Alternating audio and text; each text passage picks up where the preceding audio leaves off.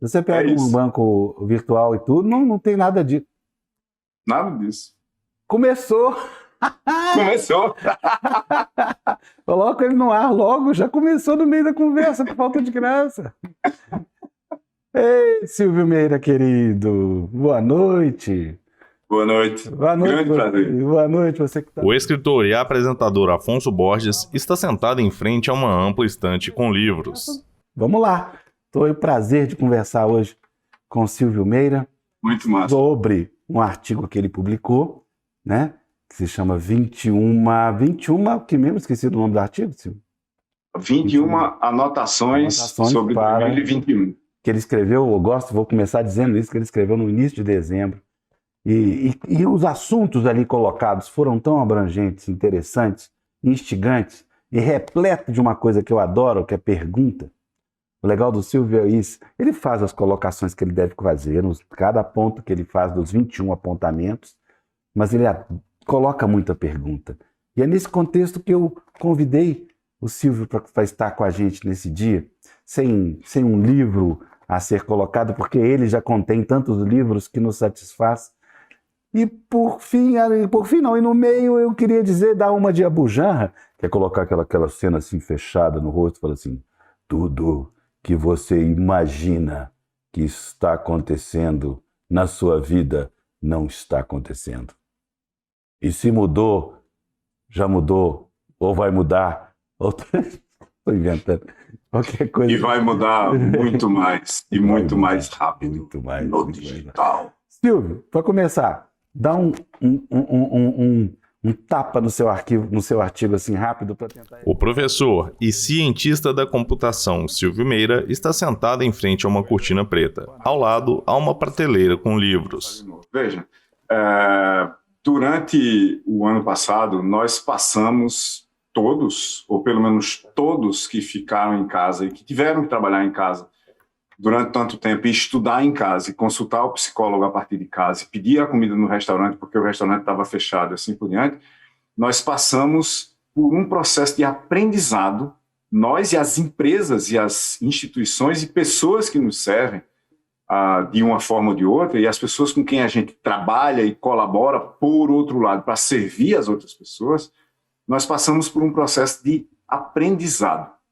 Talvez o maior processo de aprendizado de algum tipo de tecnologia, nesse caso foram tecnologias de informação e comunicação, de todos os tempos, do ponto de vista de largura, a quantidade de coisa que a gente aprendeu, e profundidade, porque não tinha ninguém para ir na nossa casa durante muito tempo para nos ensinar a usar alguma coisa. A gente teve que aprender de qualquer jeito, é o que eu chamo do método ABC de aprendizado, onde ABC significa aprendizado baseado no caos. Onde o caos não é o método, ele é o contexto. Eu tive que aprender de qualquer jeito. E aí tem uma novidade, ou na realidade, Afonso, uma não novidade no que a gente aprendeu na pandemia. É que não se lançou nenhuma tecnologia nova. Até porque as empresas se resguardaram para lançar suas novas tecnologias, ou depois que a pandemia passasse, que não passou ainda, ou quando elas entendessem que contexto era aquele e adaptassem as suas tecnologias para aquilo. Zoom já existia há muito tempo, assim como o Meet de Google, assim como transmissão pelo YouTube, como a gente está fazendo aqui, como quase que absolutamente tudo que a gente usou na pandemia. Mas o contexto nos forçou a aprender a fazer coisas que nós não teríamos que aprender se o espaço físico não tivesse sido suprimido. Esse é o foco do artigo. O que mudou nesse contexto ao nosso redor, das nossas ações?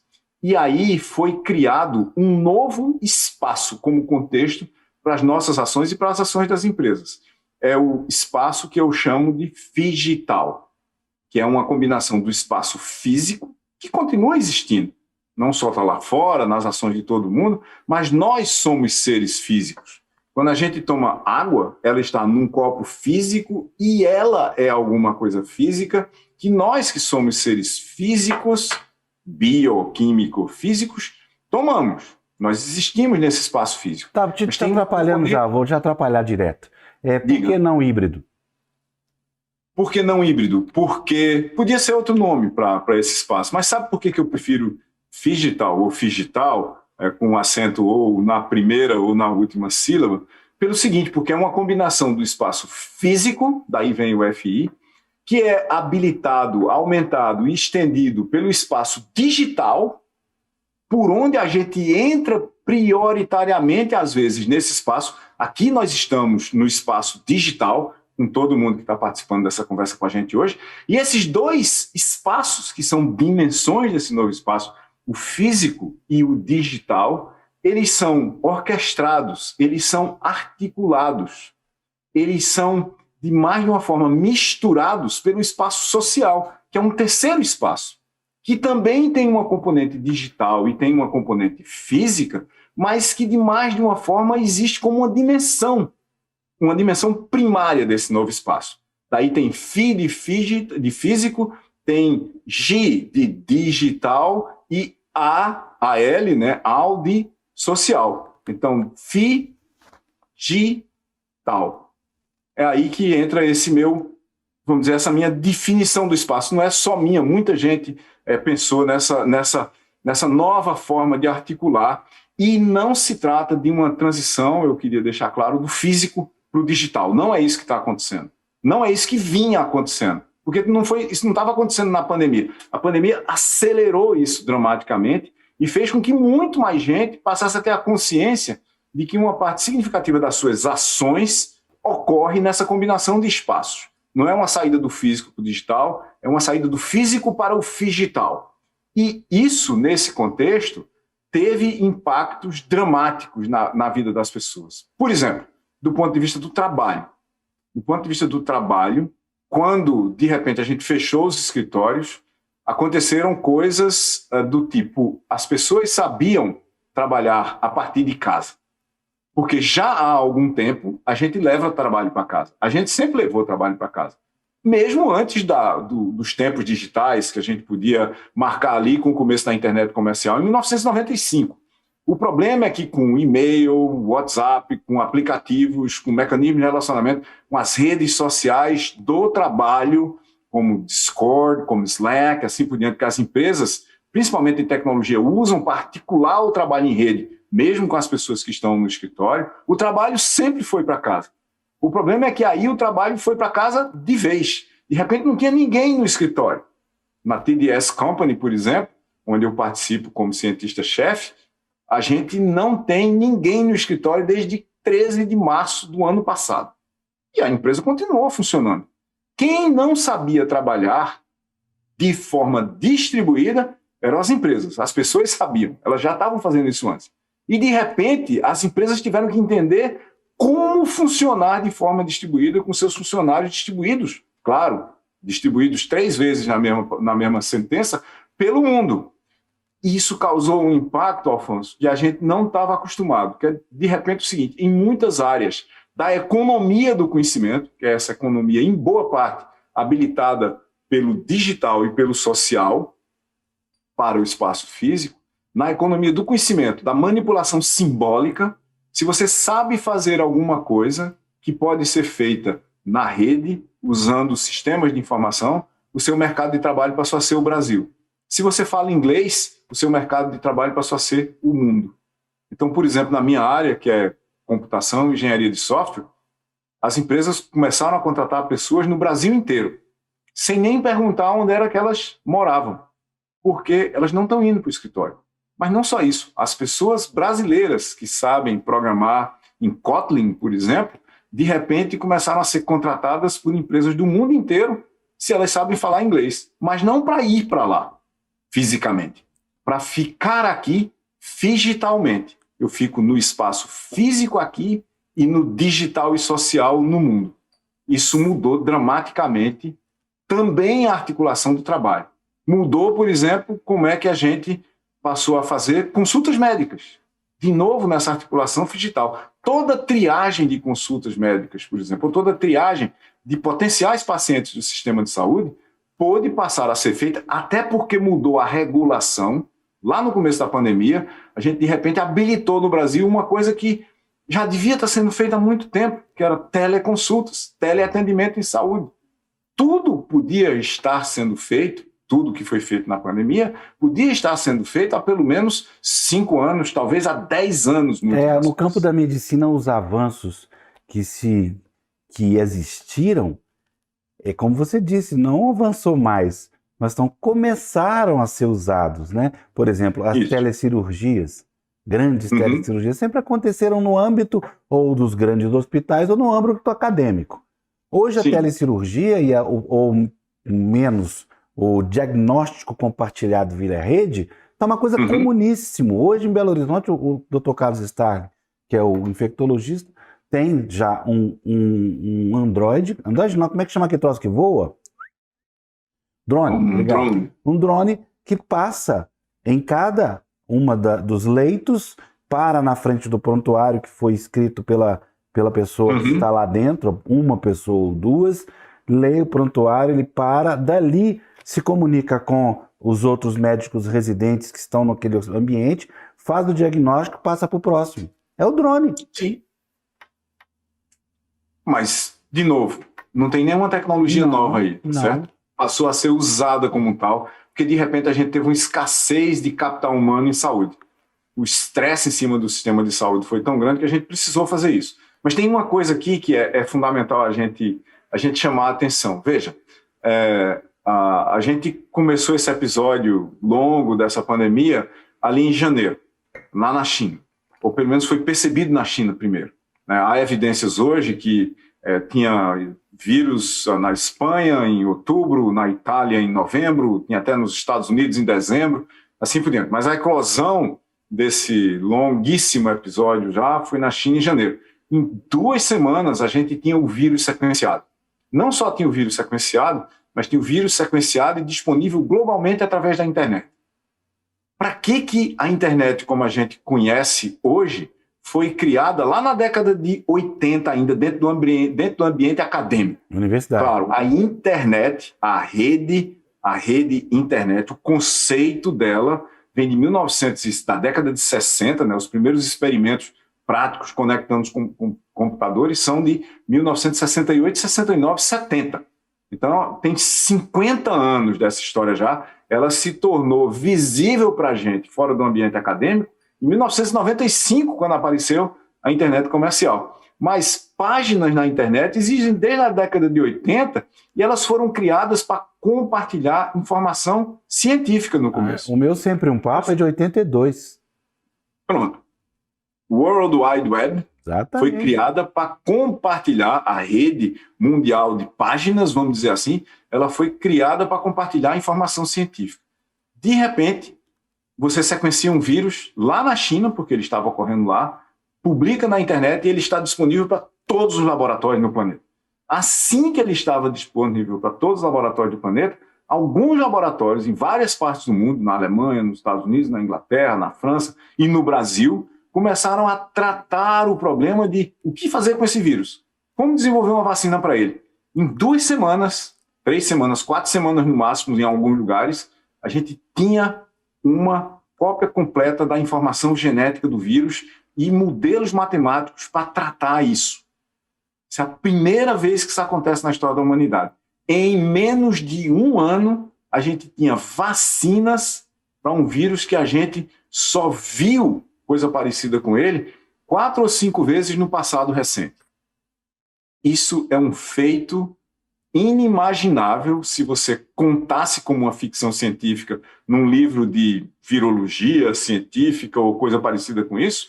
Há uns 20 ou 30 anos, ninguém ia acreditar que isso poderia ter sido feito. Inovação nessa escala, nessa velocidade. Porque o que é inovação aqui, para a gente definir e botar no nosso contexto? Inovação é a mudança no comportamento de agentes no mercado como fornecedores ou consumidores de qualquer coisa. De novo, todas as tecnologias estavam lá. O que mudou foi que a primeira pessoa que sequenciou o vírus, com a tecnologia que também já estava lá, publicou imediatamente na internet para o mundo inteiro ver. Não era segredo. E a gente podia estudar, analisar aquilo ali e descobrir como combater. Silvio,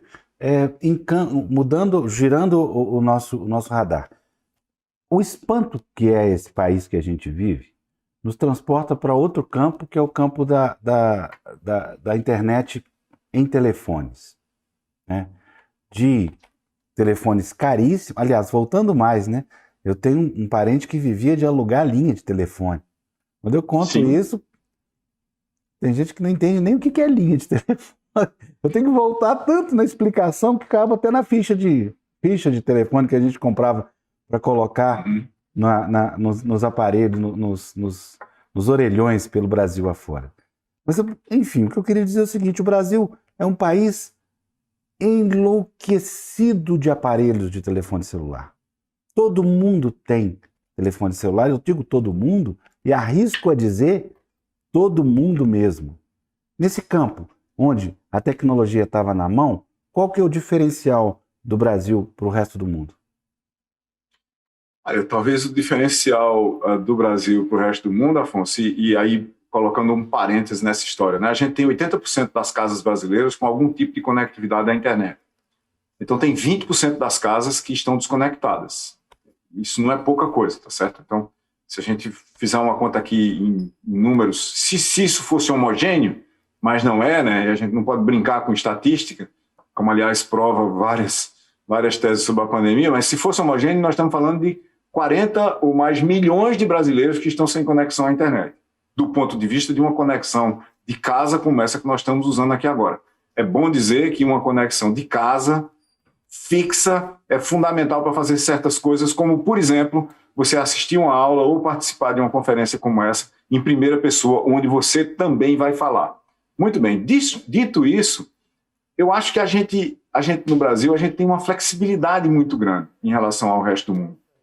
E o que prova, para mim, esse tipo de flexibilidade gigantesca do brasileiro no uso de tecnologia é um episódio que eu vou contar agora. Apesar do Brasil ser um lugar onde o espaço regulatório é muito ortodoxo, a gente leva muito tempo para liberar certas coisas, a gente falou aqui ainda agora, de telesaúde. Telesaúde devia estar funcionando no Brasil desde o ano 2000. Por quê? Porque o país é muito grande, é muito disperso, tem pequenas populações em muitos lugares, e a forma subótima, pelo menos, de você tratar essas populações do ponto de vista diagnóstico e saúde era você ter possibilitado telesaúde lá atrás como política de Estado. E, no entanto, a gente só veio fazer isso na pandemia, no meio de uma crise, que foi autorizado, por sinal, autorizando para desautorizar ao fim da pandemia, coisa que eu espero que não aconteça, porque senão seria um gigantesco passo atrás. Mas vamos voltar para smartphones e a capacidade do brasileiro de entender rapidamente tecnologia e fazer uso disso dentro do seu contexto. Em pleno pico da pandemia, em novembro, para ser mais exato, no dia 16 de novembro, o Banco Central, que é o regulador do setor financeiro, que, aliás, vem agindo de forma não ortodoxa, quando o caso é inovação, usando tecnologia no mercado financeiro, o Banco Central lançou o Pix, que é o nosso mecanismo de pagamento digital em tempo real. O que é tempo real? Em até 10 segundos sai do outro lado, né? Esse é o tempo que é determinado pelo próprio Banco Central para o pagamento acontecer, e você paga 1 centavo para cada 10 transações. Lançado em 16 de novembro, o Pix fez 1 bilhão e 300 milhões de transações em 45 dias no ano de 2020. Nos últimos 45 dias, ele fez 1 bilhão e 300 milhões de transações. Isso colocou o Brasil na lista dos 10 países que mais fazem transações digitais, financeiras, em tempo real, no mundo, e à frente dos Estados Unidos, com a gente tendo usado só durante 1 mês e meio. Esse ano, pelo jeito que a coisa está andando, o Pix vai responder por 50% de todos os pagamentos feitos no Brasil até o fim do ano. Seria alguma coisa como 1,5 trilhão de reais. Veja que coisa. Isso é um negócio que foi lançado há 3, 4 meses. Nem todas as lojas e estabelecimentos aceitam. Nem todas as pessoas começaram a usar. E nós, em 1 ano, vamos chegar a praticamente 50% de todos os pagamentos, se o ritmo de uso for o que nós estamos vendo por aí. Por que isso? Por múltiplas razões, inclusive o caos. Se você for para muitas cidades do interior do Brasil, as agências bancárias não têm dinheiro. físico. Elas não aceitam nem depósito, nem tem dinheiro para você retirar de lá. Por exemplo, durante muito tempo, não sei se esse é o caso agora, porque obviamente faz muito tempo que eu não vou lá, as agências bancárias de Itaperuá, que é a cidade que eu nasci no interior da Paraíba, não tinham dinheiro, nenhuma das duas. Porque toda vez que tinha um assalto. Explodiam o cofre, tocava fogo, não sei o que lá, pererê. Quer dizer, espalhava muito rapidamente que ia chegar dinheiro, porque dinheiro chega num carro forte, as pessoas veem, alguém liga ou manda um zap usando o mesmo celular que é usado para fazer o Pix, e de noite a agência é explodida e o dinheiro desaparece. Como é que você vai explodir o Pix? Não tem como, do ponto de vista comum. Não, mas peraí, só parar um pouquinho, porque eu gosto de teoria conspiratória. Além do Pix ter essa facilidade, né, cobrar um centavo só, etc, etc, o Pix também proporciona ao, digamos assim, o establishment, determinadas informações que antes não estavam por ali. Primeiro, sim, eles conseguem aferir com mais credibilidade, velocidade e certeza, digamos assim, o que acontece na economia informal brasileira. Não só isso, mas absolutamente tudo que você pagar no Pix sai com seu CPF. Isso é outra coisa. Do café da esquina à compra do carro. Qualquer transação que você pagar ou receber está registrada no seu CPF. Segundo, tem muita gente que acredita nessa conspiração do Estado vigiar o cidadão e vigiar ali diretamente na sua capacidade de pagamento. Inclusive, tem livros de ficção, inclusive, que tratam disso, mas não só de ficção, que cuidam, por exemplo, da possibilidade de repente, o Estado, de alguma forma, olha para você e diz, trava o Afonso. E aí você não consegue pagar mais nada.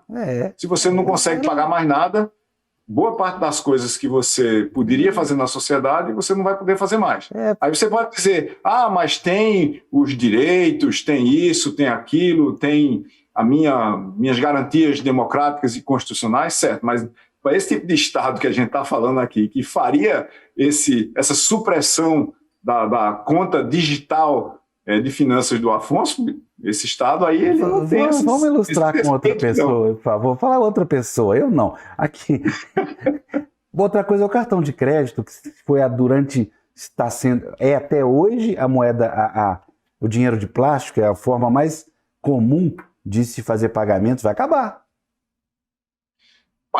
Bom, depende, porque o cartão de crédito, na realidade, como está dito no nome dele, ele é um cartão de crédito, né? Mas você pode fazer a mesma coisa usando o Pix. Você pode fazer a mesma coisa usando transações digitais que independem de um suporte físico.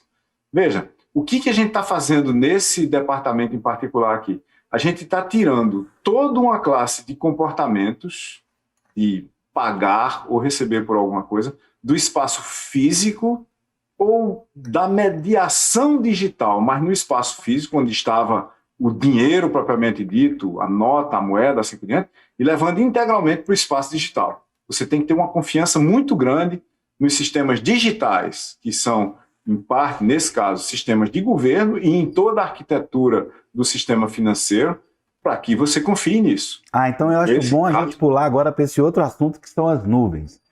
Existe uma mania verdadeira, confiabilidade, na minha opinião, extremamente falsa, na qualidade da nuvem, onde você joga os seus dados, onde você joga a vida da sua empresa, de uma certa forma, a sua vida. O que você fala disso? Olha, tem uma coisa aqui, Afonso, dessa classe de mudanças que a gente vem vendo, tá certo? Se você for olhar do ponto de vista histórico e contar uma história de como é que esses startups todos que estão ao nosso redor apareceram, você vai ver que tem uma espécie de uma explosão cambriana de startups de tecnologia, de informação e comunicação, que acontece ali a partir do meio da década passada. E tem uma razão pela qual eles acontecem. É que em 2006, no mesmo ano, certo? Ficou disponível um tipo de tecnologia chamada hardware como serviço. Ou seja, infraestrutura de computação como serviço. Para ficar melhor para a nossa tradutora de Libras. Computadores passaram a ser colocados na nuvem e você começou a usar esses computadores a partir de qualquer lugar do mundo para realizar os processos de negócio da sua empresa, no caso do seu startup. O que é, aspas, a nuvem? O que que são computadores na nuvem? São computadores como outros computadores quaisquer, obviamente são bem maiores do que normalmente o laptop da sua mesa e da minha, assim por diante, mas são montes de computadores num data center que eu posso usar como serviço. Ao invés de eu comprar o computador para botar minha empresa, o software da minha empresa no computador, eu posso usar esse computador de forma remota, de forma segura, ou pelo menos aparentemente segura, e mais ainda, de forma replicada, de tal maneira que o serviço computacional que eu entrego para você no meu aplicativo, ele existe, vamos dizer assim, para simplificar a explicação, em muitos lugares ao mesmo tempo. Ele é invisível, logo ele está numa espécie de uma, se a gente olhar de longe, é uma nuvem de computação, tá certo? Isso possibilitou uma coisa, que para criar uma empresa, se a gente fosse fazer aqui sempre um papo digital, a gente não precisa comprar computador para isso. A gente usa computador como serviço. A gente pega um cartão de crédito, normalmente está nos Estados Unidos e não tem um Pix para fazer isso, ou até pode usar no Brasil, aqui tem Pix para pagar, e vai começar a consumir computação como se fosse água. A gente paga pelo consumo mensal. Ao invés de eu comprar um computador para o meu negócio, eu vou usar a capacidade computacional como se fosse um fluxo, como se estivesse numa torneira, como se fosse eletricidade, como se estivesse na tomada. Então essa é a grande mudança. A gente cria, tá vendo esse nome nuvem, eu não gosto dele, eu acabo usando porque todo mundo usa, mas para mim o nome é informaticidade. É computação, comunicação e capacidade de controle digital entregues como serviço, consumidos como serviço e pagos como serviço. Eu não compro os objetos que estão, aspas, na nuvem. Eles não estão à venda. O que está na venda é o resultado do trabalho deles. Quando você cria essa possibilidade e você põe smartphones nas mãos das pessoas... Silvio segura nas mãos um smartphone. Ao informatizar as pessoas, esse smartphone aqui tem mais capacidade computacional nele do que todos os computadores do estado de Pernambuco em 1985, por exemplo. E o seu tem a mesma coisa para Minas Gerais e por aí vai. Eu informatizo as pessoas e crio uma liberdade para as empresas, onde, de repente, criar um novo negócio digital não depende de eu ter um prédio, botar um bocado de computador dentro, ter eletricidade duplicada, ar-condicionado, assim por diante. Aí você faz com que criar um novo negócio possa ser feito por 3 adolescentes no quarto da casa de um deles, desenhando um negócio, abrindo uma conta, aspas, numa nuvem, que existem muitas pelo mundo inteiro, e tornando essa coisa disponível quase que imediatamente. Dá para criar um novo negócio digital com uma ideia que eu, você e mais quem for tenhamos aqui agora e botar ele no ar daqui a algumas horas, inteirinho. Uma página na internet, um serviço funcionando, sem a gente ter absolutamente nenhuma capacidade de processamento. Se a gente quiser fazer um aplicativo, esse ciclo não fica muito mais longo. A gente publica um aplicativo na página, as pessoas baixam e a gente cria como se fosse uma empresa inteirinha em um dia. Um processo que levava, talvez, anos no começo da Revolução Industrial, de encomendar as máquinas, de construir os prédios, de instalar, ter os engenheiros para configurar, agora dura horas. Isso vem com todos os problemas que você puder imaginar. Problematiza isso, por favor. Pronto. Quais são os problemas que você pode imaginar? Vamos pensar no seguinte. Eu e você, só para botar nós dois nessa parada de novo aqui, criamos um negócio digital. As pessoas têm que nos dar identidades para usar. Vão ter que dar telefone, vão ter que dar e-mail, vão ter que fazer isso, fazer aquilo. Aí o nosso negócio não funcionou. Ele não teve usuários o suficiente e a gente literalmente quebrou. Como a gente quebrou, a gente pega essa base de usuários que tinha lá, eventualmente a gente atraiu até muita gente, centenas de milhares de pessoas, milhões de pessoas, a gente simplesmente encerrou a nossa conta na nuvem, tá certo?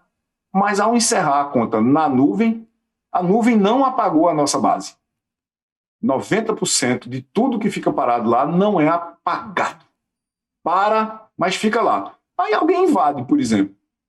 Alguém invade, pega todos esses dados e uma boa parte dos dados de todos nós que estão circulando por aí vem desses lugares que foram ou abandonados por empresas que se acabaram dessa explosão cambriana e depois da seleção natural, mas também do descuido das empresas existentes que acham que porque eu guardei a minha mala naquele locker do aeroporto, aquilo é a coisa mais segura do mundo. E não é. Se alguém chega lá disposto a levar a minha mala, vai levar a minha mala. Vai levar a minha mala. O que foi que aconteceu na pandemia? Como você suprimiu o espaço físico, o crime digital cresceu na mesma velocidade do e-commerce ou mais. Houve um crescimento gigantesco e percebido no mundo inteiro do ataque digital às propriedades institucionais e pessoais. Por exemplo, nas últimas... Dá uma dimensão, por exemplo, aos vazamentos recentes que nós ficamos sabendo. E às vezes a gente não tem dimensão. Fala que é tanto, mas perde a referência. Vamos pegar um vazamento recente no Brasil que não tem origem confirmada, mas é um vazamento de 233 milhões de identidades completas de brasileiros. Veja, o Brasil só tem 210 milhões de habitantes. Então vazou também os dados de mais de 20 milhões de pessoas. O cemitério legal aí, teve cemitério legal. Mas nós estamos falando o seguinte: nome, endereço, número de cartão de crédito, carteira de motorista, residência, se é casado ou não é, com quem que é casado, crédito, se ocupa que cargos, em que empresas. Esse é um pequeno vazamento que aconteceu no Brasil recentemente. Vazou da onde mesmo? Como? Desculpe. Da onde vazou mesmo? A gente não tem certeza de onde vazou. E não seria bom dizer em público quais são as suspeitas, porque não há confirmação. Então, a gente normalmente se restringe a dizer que vazou. Mas tem lugares de onde vazaram dados do Ministério da Saúde, por exemplo. A minha pergunta é só essa: de onde saíram os dados? Não quem. Tem dados que saíram de Ministério da Saúde, de empresas de crédito, de empresas de certificação de crédito, de redes sociais. O último vazamento do Facebook, por exemplo, são 533 milhões de pessoas tiveram seus dados vazados no Facebook, inclusive o Mark Zuckerberg, que é o dono da parada. E a gente descobriu no vazamento que ele usa Signal. Né? Ele usa Signal, ele não usa o WhatsApp. Não usa o WhatsApp. Como diz a moçada, o dono da porra toda, né? Exatamente. Ele usa Signal. Aliás, eu não tenho certeza se ele usa ou não usa o WhatsApp, é capaz de ter uma conta lá e não usar. Mas veja, essa coisa de vazamentos, eu até escrevi um outro texto chamado Das Nuvens Chovem Dados. E chovem mesmo. Por quê? Porque o fato de você ter dados significativos de um conjunto, principalmente se for um conjunto muito grande e relevante de pessoas, torna você um alvo para ser pesquisado, para ver se tem nas suas portas fechadas para o mundo alguma maneira da gente entrar por alguma delas, com uma fechadura mais frágil, e capturar esses dados para usar para todo tipo de coisa. Tá? Para tentar invadir sua conta bancária, para tentar passar por você nas redes sociais. Um golpe padrão, que eu acho que quase todo mundo que está com a gente aqui hoje já sofreu, é de repente você recebe uma mensagem de WhatsApp de um amigo seu que está com uma dificuldade na conta bancária dele e deu um problema no celular e tem um número de boleto para pagar, que você paga agora, que amanhã, quando ele abrir a conta de volta, ele manda o dinheiro para você. Eu já respondo assim, eles têm um padrão, né? Quando eu respondo assim, eles falam assim, pode falar? Eles falam assim, aí eu já despejo a lanterna do palavrão que eu aprendi no Mineirão inteirinho. Daí tudo. Eu criei um número de boleto padrão aqui, que não existe. Quando vem com essa conversa, eu até deixo prosseguir por curiosidade técnica, né, para ver qual é o estilo do golpe que tá acontecendo. Mas quando chega nessa parte de pagar o boleto, aí eu mando o número do meu boleto para pagar. Eu digo, paga esse boleto para mim. Eu tenho uma amiga que também é amiga sua, que foi prosseguindo nessa conversa agora. Isso foi agora, semana passada. Um episódio ficou conhecido. Que ela foi levando. Agora o cara passou a conta, ela falou assim, só espera um minutinho, eu tô terminando aqui um sequestro relâmpago e já te deposito. O cara desapareceu. Não, mas o problema é que não é o mesmo cara. E essas informações todas, Afonso, elas estão à venda no que a gente chama da dark web, e não é nem na web tão dark assim. Você consegue, com muita pouca pesquisa e muito pouca expertise técnica, chegar onde esses números todos estão, onde esses dados todos estão, e usar isso para o que você quiser. Pode até ser para fazer pesquisa científica, por exemplo. Eu acho que espero aquilo que você nenhum mesmo escreveu, cientista né? esteja fazendo isso. Você mesmo escreveu. Ter esses dados não quer dizer nada. A forma com que você seleciona as informações de cada um desses dados que você tem é que vai determinar o uso dele, né? Porque são tantos dados que você pode escolher e ver como vai fazer cabo. E como você correlaciona, como é que você vai dizer, se fulano é isso, tem essa relação com essa pessoa, nessa rede social, trabalham os dois nessa empresa, eu vou usar um e outro para dar um golpe, mas não é em um ou no outro, é na empresa, usando as informações deles que eu tenho. Eu tenho evidências já, e nós temos na área de software, de pessoas que têm dados tentando passar por executivos de empresas para conseguir coisas nas empresas. Isso não é uma coisa trivial e vai acompanhar-nos daqui para frente.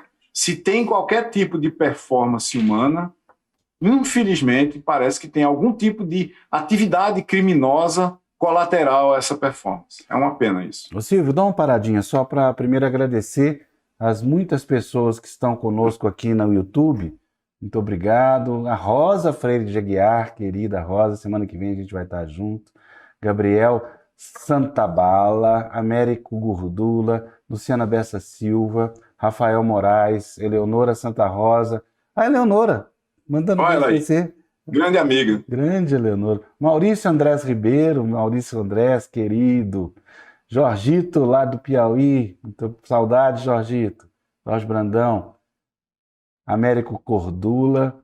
Olha, Celso Adolfo, muita gente aqui. Muito obrigado pela presença de todos. Tá? Cadastrem aí, por favor, no nosso canal. Agradecer também a querida Raíssa Medeiros Vieira, nossa tradutora de Libras, e como eu sempre faço agora, Raíssa, fala o nome do Silvio Meira para mim aí.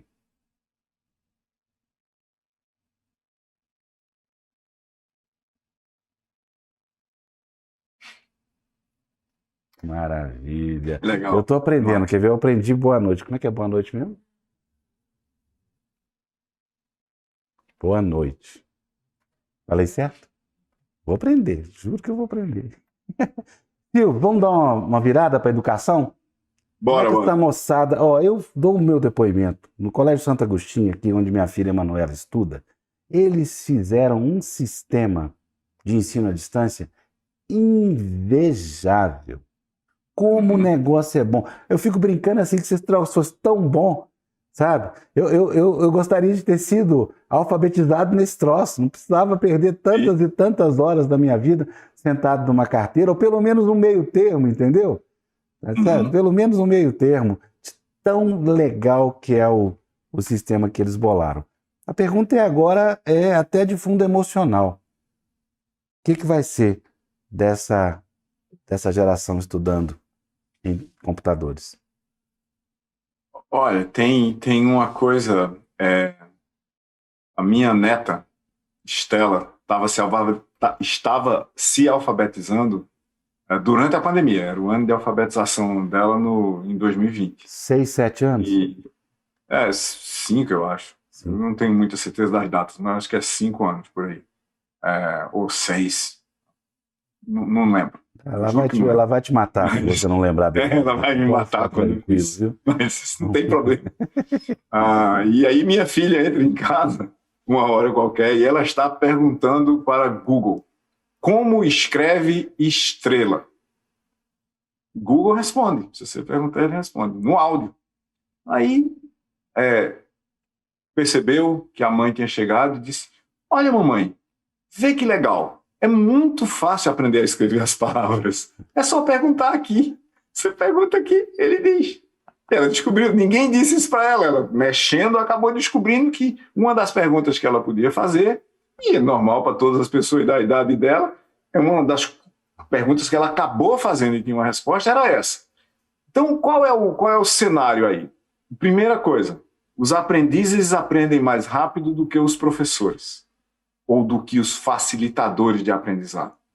Porque eles têm mais tempo, porque eles têm menos costumes e hábitos já estabelecidos e porque eles não têm medo de errar.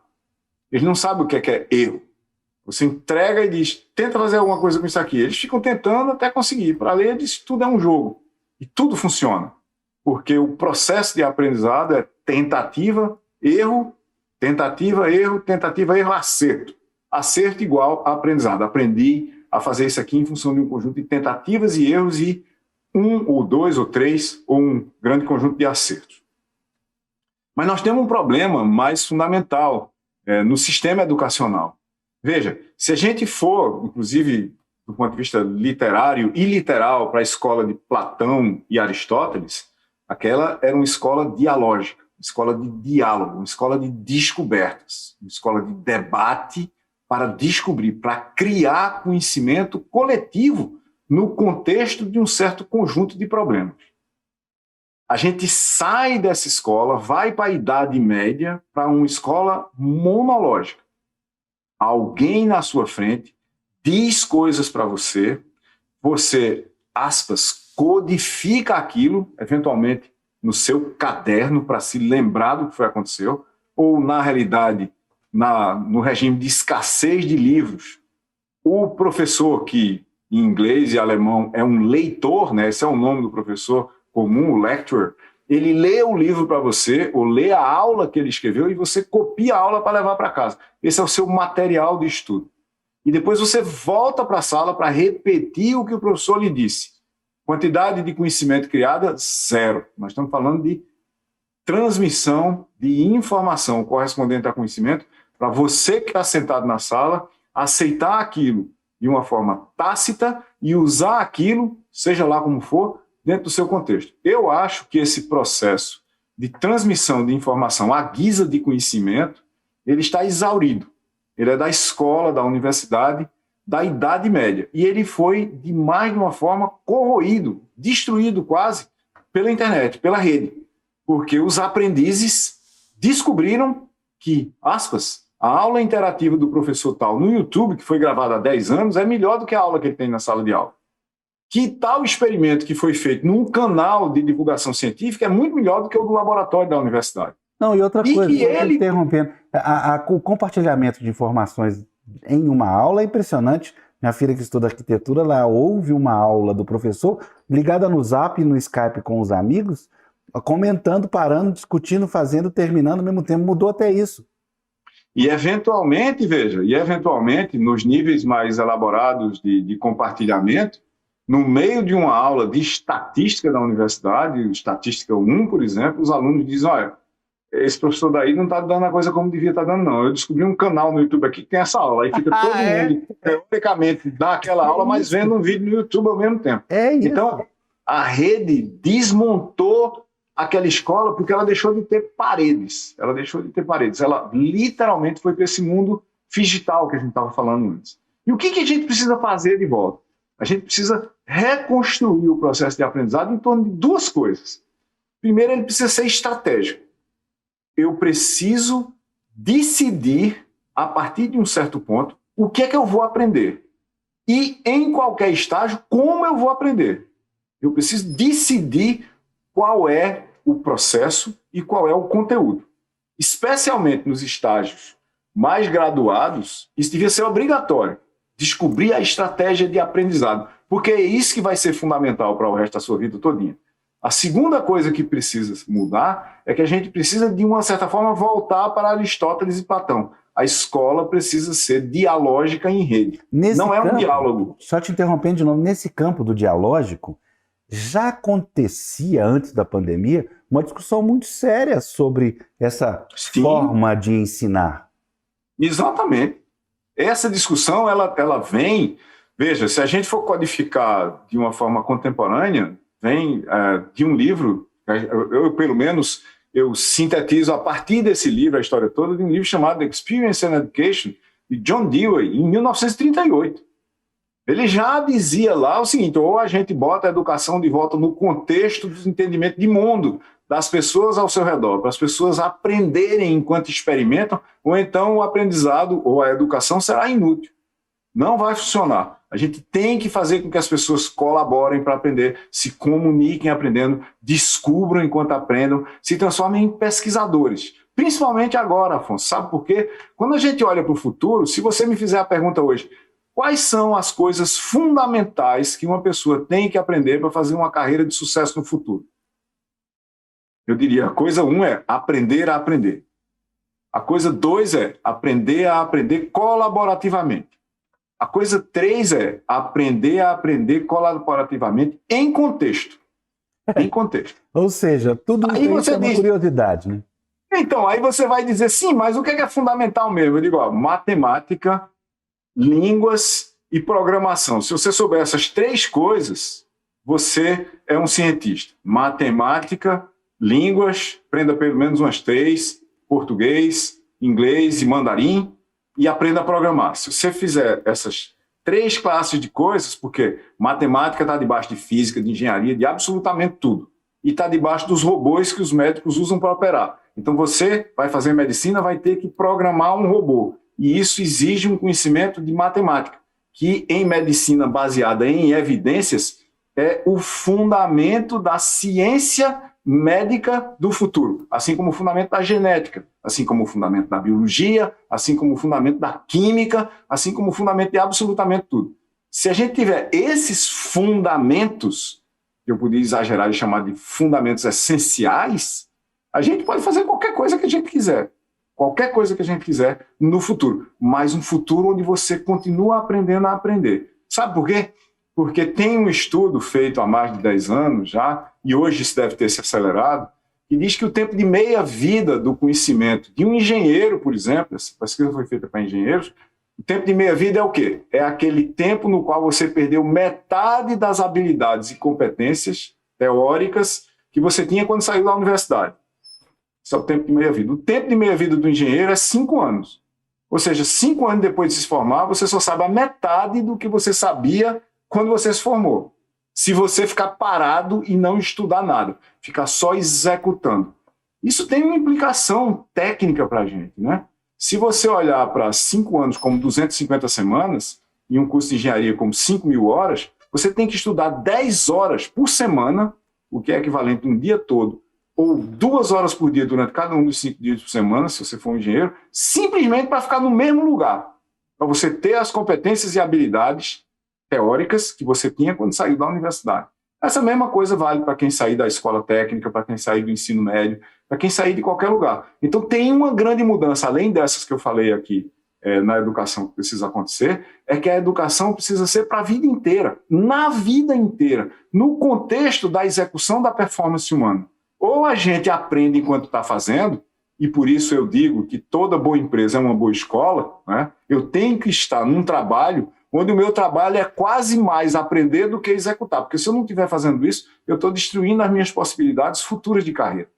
Ou a gente faz isso o tempo todo, ou a gente não tem, aspas, futuro do ponto de vista de carreira. E veja, as carreiras estão começando a ter 60 anos. E não é no Brasil, porque a Previdência é o que é. E a gente tem que trabalhar até o fim, literalmente. Mas não fala desse assunto, não. No Brasil você trabalha a vida inteira.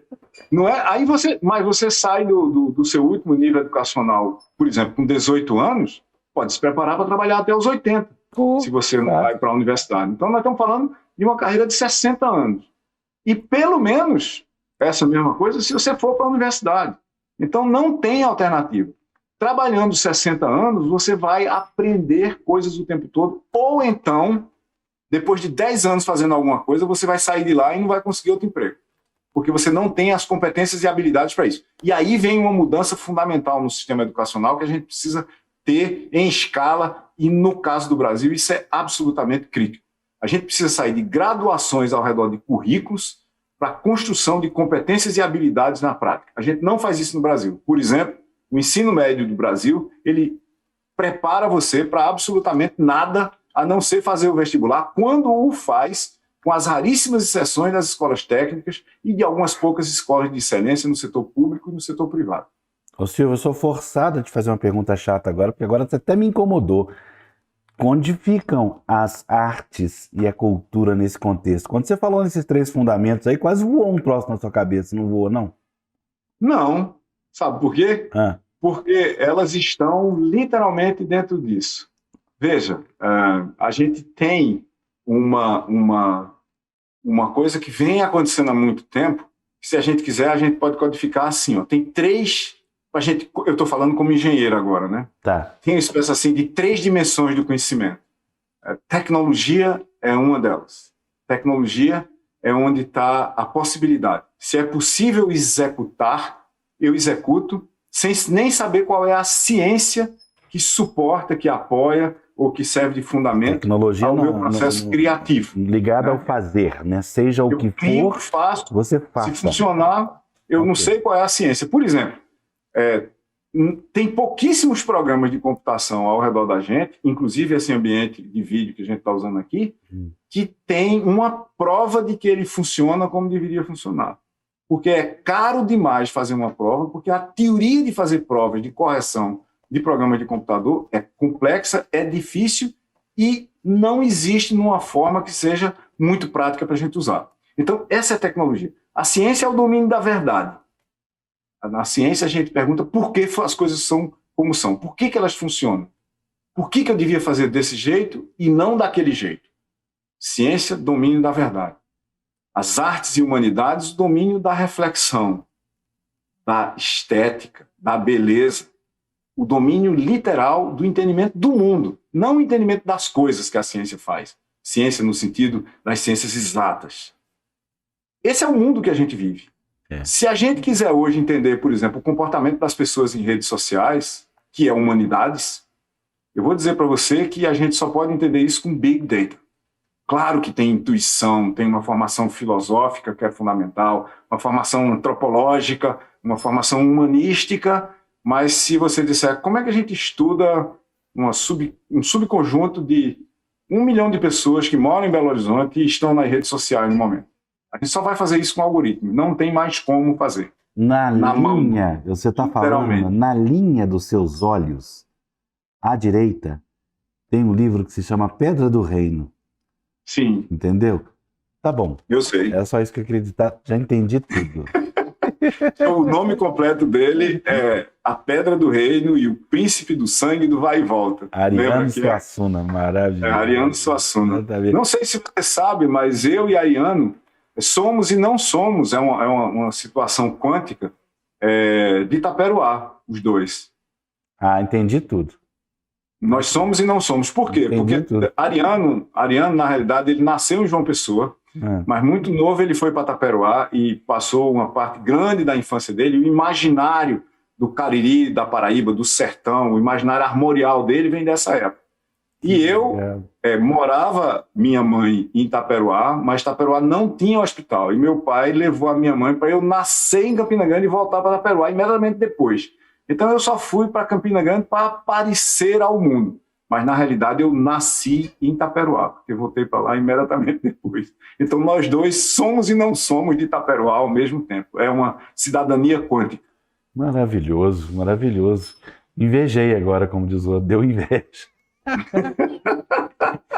Vamos continuar falando desse assunto que eu gosto. Nesse campo do comportamento, o que você tem identificado de evolução ou que é isso, Afonso? Esse tempo não provocou evolução nenhuma. Dou só um exemplo. A Marina Colassante, há 2 semanas comigo, foi taxativa. Mas, Afonso, tudo isso que está acontecendo de transformação no ambiente das pessoas, eu estou aqui com o Afonso, né, o marido dela, Afonso Romano de Santana, há 1 ano e pouco trancado dentro de casa, estou vendo todos trancados, e a minha opinião é que quando sair dessa situação, nada vai mudar no campo do ser humano, ele vai ser a mesma pessoa. Essa pergunta eu mando para você. Veja, eu acho que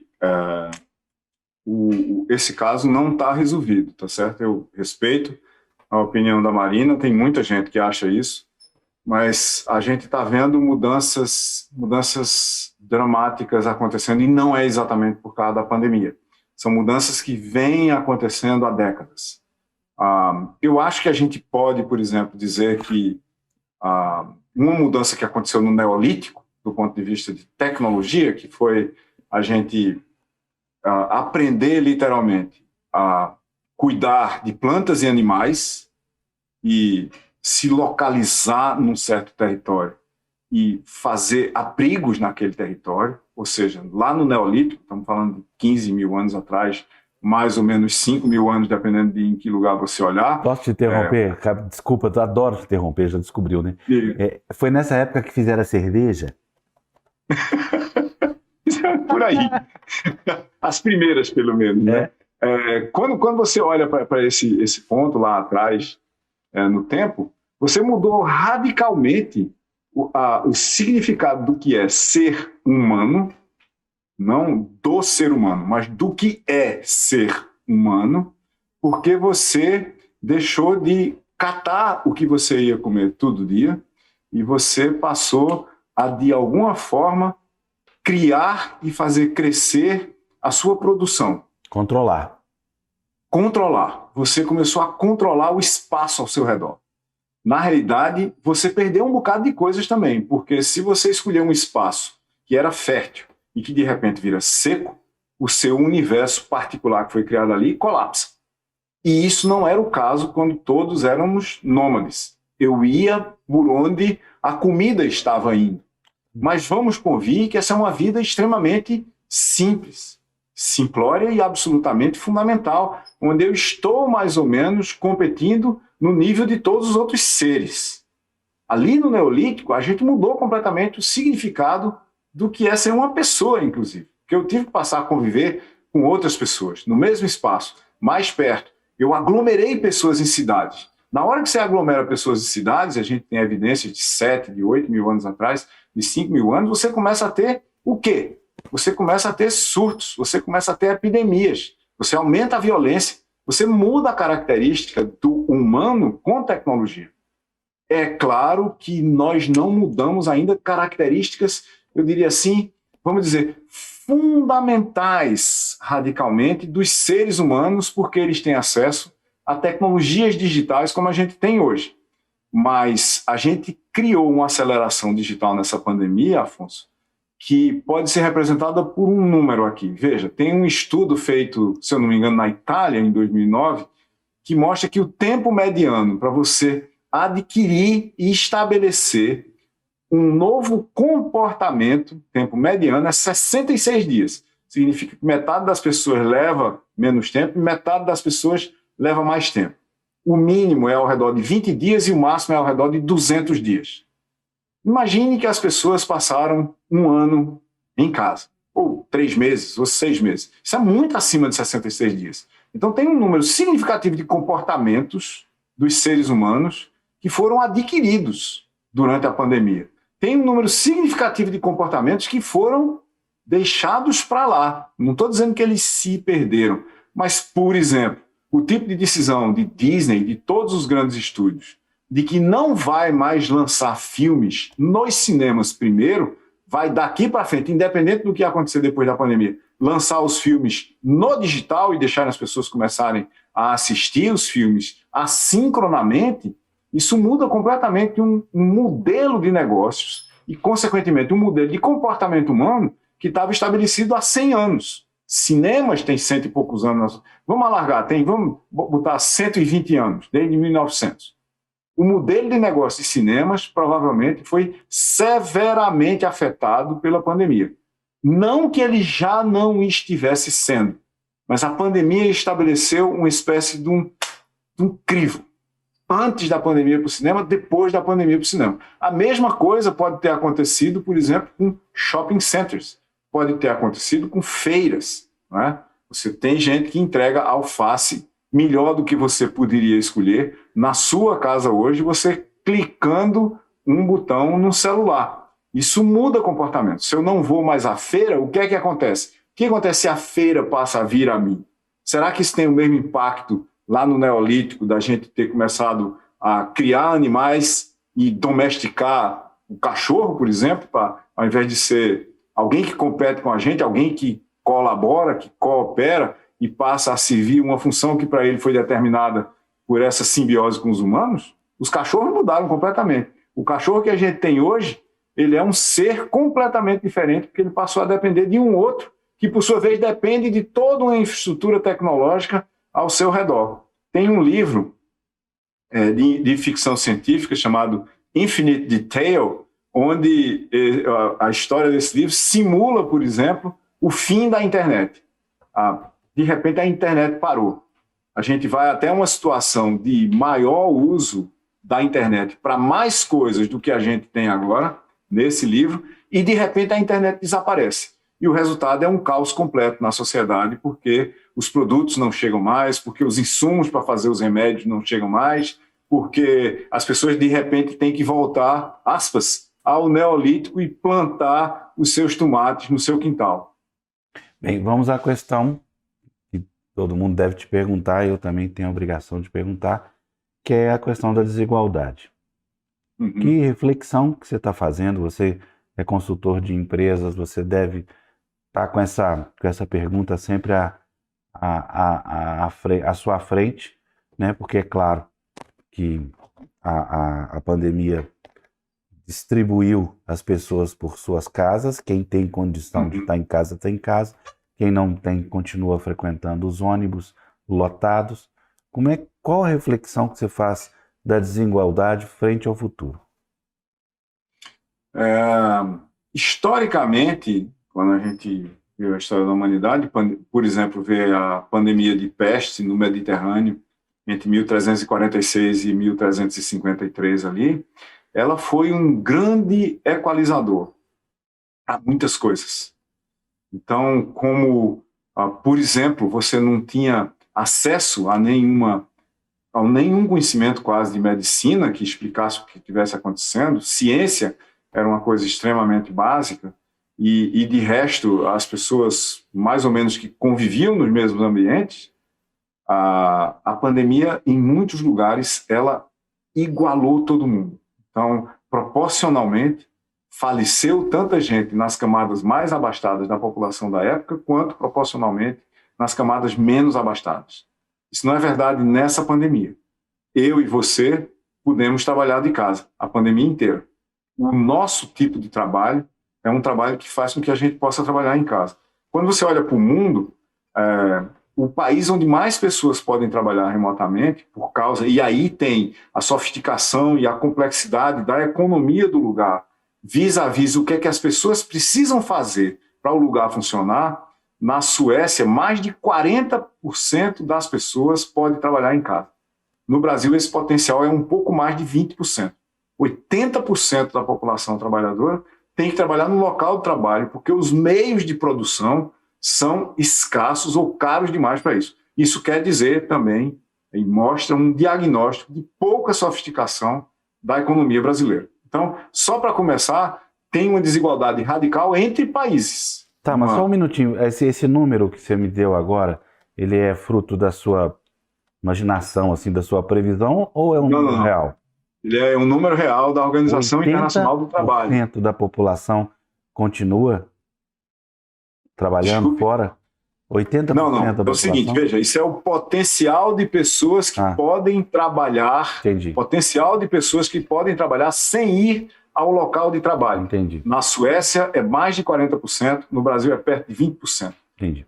Então, do ponto de vista da economia do conhecimento, que é a era que a gente está vivendo, a Suécia está muito mais dentro dessa economia do que o Brasil. E aí, dentro do Brasil, você tem as desigualdades brasileiras, certo? Que foram aprofundadas pela pandemia. Então, você tem, por exemplo, cerca de 20 e tantos por cento, se eu não me engano, 25% das escolas públicas brasileiras não têm conexão com a internet. Se a escola não tem conexão com a internet, você imagina os alunos daquelas escolas. Aí o que foi que aconteceu? Os filhos da classe média para cima não perderam um dia de aula. Os alunos das escolas públicas da periferia perderam todos os dias de aula. Durante o ano de 2020, por exemplo, na vasta maioria dos lugares. Isso foi começando a ser resolvido muito tardiamente. Isso poderia ter sido resolvido? Poderia. Políticas públicas poderiam ter feito isso. Tem fundos no Brasil para a universalização da internet, por exemplo, falando largamente, para a universalização dos serviços de telecomunicação, que poderiam ter sido usados durante a pandemia para colocar na mão de cada estudante uma conexão com a internet e um tablet, no mínimo, se não um laptop. Poderíamos ter conectado todos os estudantes brasileiros com uma ação de política pública que também seria uma ação de equalização, uma ação equitativa. Coisas diferentes para pessoas diferentes. Meu filho não precisa, seu filho não precisa, seu neto não precisa ter um computador público em casa. Mas um monte de gente não tinha condição de ter nem a conexão, nem o computador. E isso inclui alunos das universidades públicas. Estamos falando do 3º grau. No 2º grau o problema é muito maior e no 1º grau o problema é imensamente maior. Nós não fizemos isso.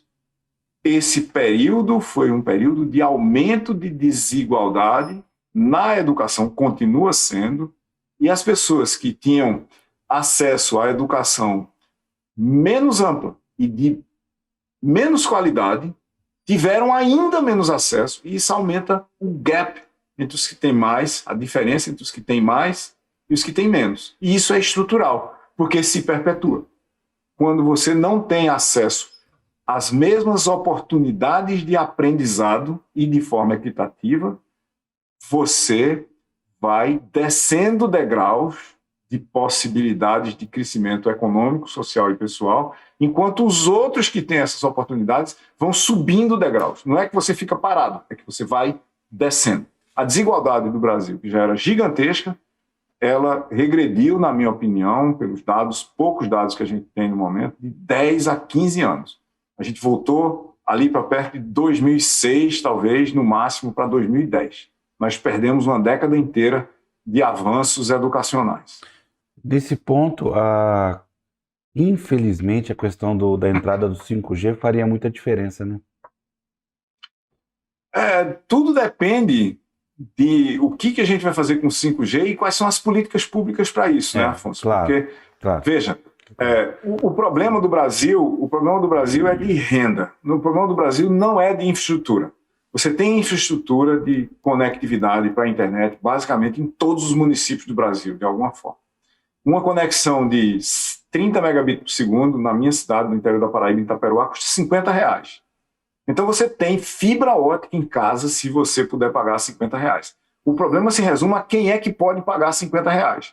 Então, um projeto de universalização, uma política pública de universalização do acesso de qualidade a uma infraestrutura digital de aprendizado custaria, por casa, R$50 por mês. Isso é R$600 por ano. E nós estamos falando de preço, nós não estamos falando de custo. Se o Estado entra e diz é uma política pública e eu vou pagar custo mais margem, você teria provedores que fariam isso porque os contratos seriam tão grandes que esses provedores fatalmente teriam outro preço, não é esse preço de varejo que eu estou falando aqui. Então, tudo se resume com 5G, ou com 6G, ou com o que vier depois, num país desigual como o nosso, a políticas públicas. Nós não temos como resolver a situação de desigualdade extrema que o Brasil vive, especialmente na periferia das grandes cidades e nos locais mais remotos, dos interiores mais distantes, sem a gente ter ação continuada de política pública por décadas. Décadas. Nós temos que ter alguma coisa, por exemplo, como um sistema único de educação. Muita gente reclama do sistema único de saúde, mas eu conclamo os que reclamam a pensar uma pandemia no Brasil sem o SUS. Isso seria uma catástrofe total. E o que a gente tem em educação é uma catástrofe total, porque nós não temos um sistema único de educação. É só a gente pensar nisso. E uma política pública chamada Sistema Único de Educação, que pode ser executado pelo setor público, pelo setor privado, em todos os níveis no Brasil inteiro, mudaria o Brasil dramaticamente em 30 anos. Silvio, estamos terminando, mas tem vários assuntos que ainda, pelo menos uns 2 ou 3, eu queria da sua palavra. A primeira delas é óbvio que é eleições. Nós tivemos a experiência da importância, claro, negativa, do funcionamento do mecanismo do WhatsApp, das fake news e da tecnologia.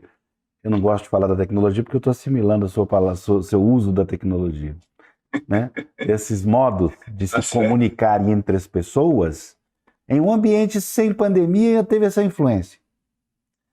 Nesse ambiente, essa influência vai aumentar ou não, Afonso? Está tendo aí uma certa disciplina do absurdo, né? Está acontecendo aí alguma coisa no qual a gente definitivamente não é terraplanista. Me ajuda aí. Olha, as notícias são boas e não tão boas, se a gente quiser pensar em termos do que está acontecendo e do que pode acontecer.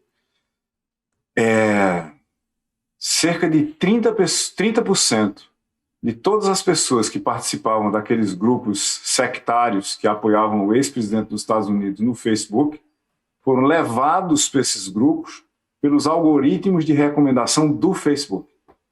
30%. 1 em cada 3 pessoas. O algoritmo sugeriu à pessoa, pelo que ela estava fazendo, que ela devia participar de um grupo extremista em rede social. Por que isso? Porque, em função do seu comportamento dentro da rede, o algoritmo que processa a sua informação para mostrar coisas para você, descobre que, ao ver tal tipo de informação com uma certa frequência, você passa mais tempo na rede. Então, ele cria para você um curral algoritmo.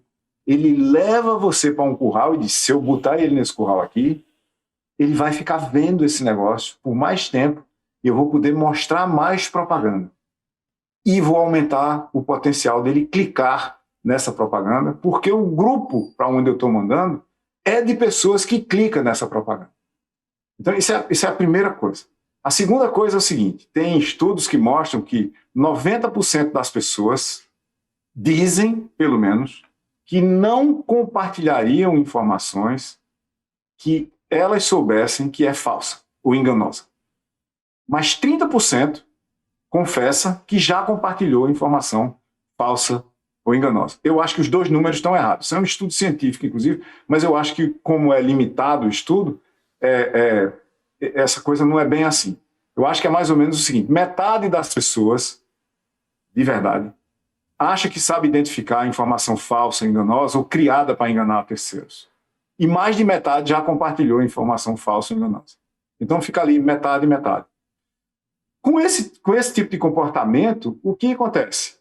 A vasta maioria das pessoas não reflete muito, e eu estou dizendo a vasta maioria agora porque eu estou exagerando aquele meu número de que metade compartilha coisas. Compartilha coisas sem pensar no que está compartilhando.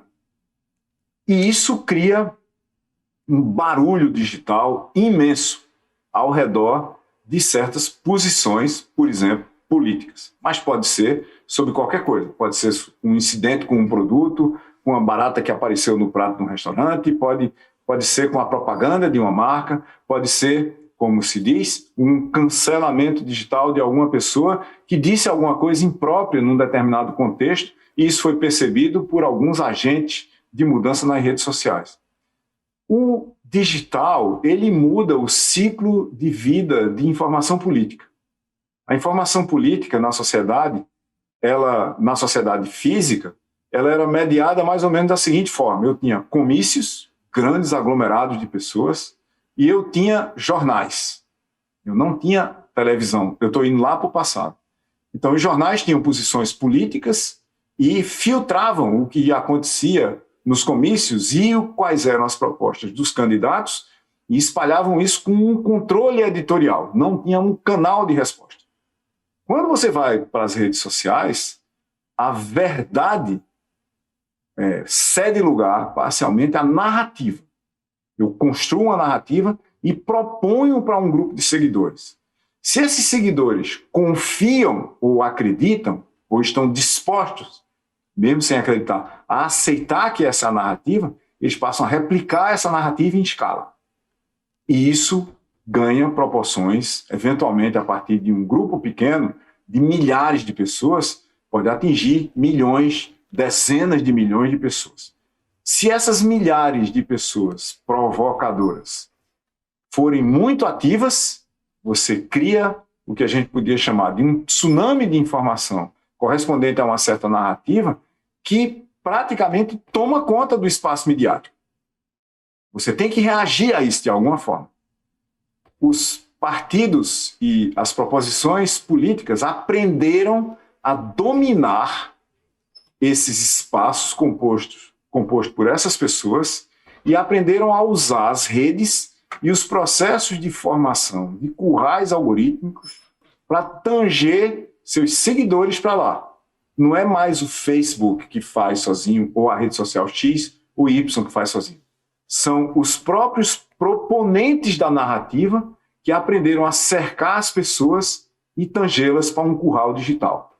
Isso faz com que o debate quase não exista, aliás. Existe o lado A, o lado B, eventualmente o lado C ou D, mas que sempre acaba numa posição de sim ou não, numa espécie de um plebiscito digital, onde posições radicalmente opostas se contrapõem com pouco espaço para um meio digital. Isso é uma dificuldade muito grande para posições de centro, nem muito para um lado, nem muito para o outro, e uma articulação aqui que cuide mais ou menos igualmente das duas posições, sem se comprometer com nenhuma.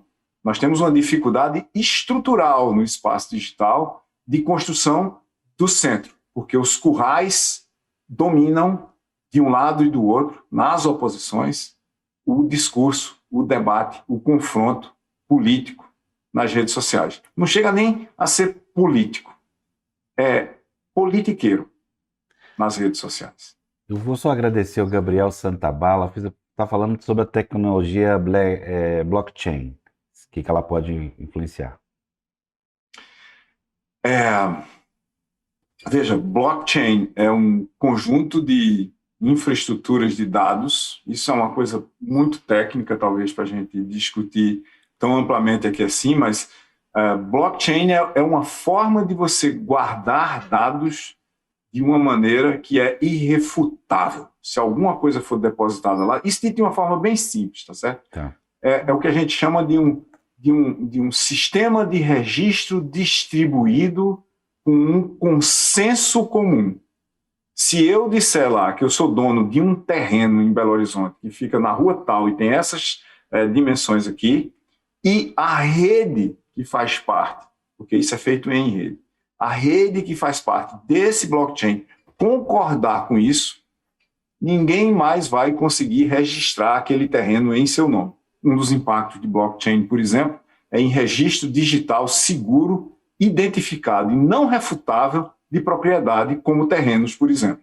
Tem experimentos na África, em lugares onde, aspas, os cartórios não funcionam de jeito nenhum, nem bem nem mal, para registro de terras e para processos de redesenho da propriedade rural, de reforma agrária. Tá, Silvio, agora então eu queria que eu transportasse essa mesma pergunta que eu fiz para o mundo político para a questão do esclarecimento com relação ao vírus, com relação à pandemia. Essa forma de comunicação travada, às vezes duvidosa, às vezes mentirosa, às vezes verdadeira, às vezes confirmada pela própria ciência, lamentavelmente. Né? A gente vê que a própria ciência também cria os seus paradoxos, o que é até natural do processo científico, vamos falar a verdade. Uhum. Mas, para encerrar, lamentavelmente, para encerrar, eu ia ficar aqui a noite inteira com você. Vamos desligar, depois a gente continua conversando. Como é que você transporta isso para a informação necessária, de qualidade e importante para lidar com a questão da pandemia relacionada ao público? Olha, uma coisa que a gente tem que entender, Afonso, talvez para começar a responder isso de uma forma minimamente coerente, é o seguinte: a ciência não é o departamento das respostas. Nenhuma ciência é. A ciência é o departamento, na humanidade, das perguntas. E o departamento das perguntas tem respostas parciais. O entendimento da gente do genoma humano não termina quando a gente sequenciou o primeiro genoma humano em 2000. Ali ele começou, a gente começou a fazer perguntas lá. A gente está fazendo perguntas hoje cada vez mais profundas, com respostas cada vez mais diversas, sobre o que é que determinado componente do código genético de uma pessoa faz. A gente tem algumas respostas que são, eu diria, mais claras do que as outras, mas não tem quase nenhuma que é totalmente definitiva. A gente está procurando há milhares de anos uma teoria geral para o universo. A gente tem um conjunto de boas teorias que explicam um número muito grande de coisas, mas tem uma partícula que está sendo estudada agora que, se ela realmente tiver as características que ela tem e conseguir ser detectada da forma que estão achando que vão detectar, ou que a detecção já feita confirme as características dessa partícula, a gente vai ter que mudar a nossa teoria do universo. Então não tem nada resolvido. Ciência nunca tem nada totalmente resolvido. Até mais porque você tem um resultado científico da década de 30 que diz basicamente o seguinte: ao criar uma teoria para fazer alguma coisa, eu tenho que escolher entre completude, ou seja, explicar tudo, ou consistência, ou seja, garantir que uma coisa não pode ser simultaneamente verdadeira e falsa dentro daquela teoria. Na realidade, a gente diz, para dizer de uma forma mais simples, eu não posso provar que 1 é igual a 0 nessa teoria, se ela for consistente. Se ela for consistente, 1 é diferente de 0. Então, eu tenho que escolher entre os dois. Se eu disser, eu quero explicar tudo, eu vou conseguir provar dentro de uma teoria científica coisas que não são verdadeiras. Se eu quiser garantir consistência, eu não vou conseguir explicar tudo. Esse fenômeno está garantido. Se eu for fazer uma teoria formal para qualquer coisa, ou eu quero ser consistente, ou eu quero ser completo. E a gente sempre escolhe consistência. Qual é o problema disso? É que muita coisa não pode ser explicada. Não há explicação para tudo. E quando você não tem o compromisso, quando você não tem a dedicação de agentes muito representativos da sociedade com a verdade científica estabelecida até o momento, quando você começa a duvidar e a propor alternativas para as quais você não tem evidências, aí a gente volta para aquela coisa da política. Eu começo a criar uma narrativa sobre um kit, alguma coisa, que resolve as coisas muito melhor do ponto de vista da pandemia ou do vírus, do que a gente fazer isolamento social e trabalhar para ter uma vacina distribuída universalmente o mais rápido possível. Essas narrativas começam a competir umas com as outras, até porque elas têm uma base política. Ela tem uma base política também. Ciência é política. Política é ciência. E é inseparável, um e outro. E isso é histórico e é universal. As sociedades que sobrevivem, as sociedades que são sustentáveis, sabem usar a melhor ciência da sua época a seu favor. Vide, por exemplo, Portugal e os descobrimentos. Sem ciência, Portugal nunca teria feito o que fez. Na realidade, Dom Manuel financiou ciência na forma de mapas, de novos métodos de construção de navios, de novos mecanismos de navegação e assim por diante, para que isso tornasse possível um projeto estratégico de Portugal na época. Ele não mandou as pessoas irem para o mar com trirremes, nem com as naus que existiam então. Houve um redesenho, houve todo um esforço de cartografia, de navegação para possibilitar o que foi feito na época. Isso separou Portugal, um país ínfimo do ponto de vista de tamanho e população na Europa de então, de todos os outros países. Inclusive da Espanha, muito maior, muito mais poderosa e mais rica do que Portugal e ali do lado dela. Não há saída para isso, a não ser a gente fazer cada vez mais perguntas, duvidar cada vez mais das certezas que a gente tem e tentar ter mais certezas sobre as coisas que a gente, pelo menos estatisticamente, tem uma confiança muito alta na aplicação delas na prática para resolver problemas. E sim, a Terra é redonda. Olha, eu ia fazer um monte de outra pergunta, mas não dá. Você fechou bem demais. Não cabe outra pergunta. Não cabe a outra que eu ia fazer. Tá bom. Silvio, muitíssimo obrigado pelo seu tempo dedicado a esse projeto, a essas pessoas que estão nos assistindo. Espero que você que assistiu aí replique e que tantas outras pessoas que assistirão esse programa com Silvio Meira consigam assimilar que, além de toda a matemática e os fundamentos que ele colocou, eu queria firmar esse lado também que ele incluiu, no qual o conhecimento e a experiência humana estão progredindo. Eu acredito nisso. Estão progredindo. Nós não estamos parados.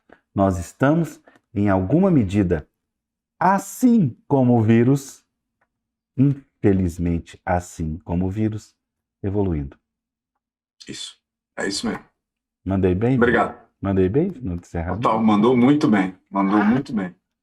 Nosso problema é evoluir mais rápido do que ele. Exatamente. Esse é o nosso problema. É isso. Gente, muito obrigado. Silvio, muito obrigado. Até a próxima. Obrigado, Afonso. Boa noite. Grande prazer.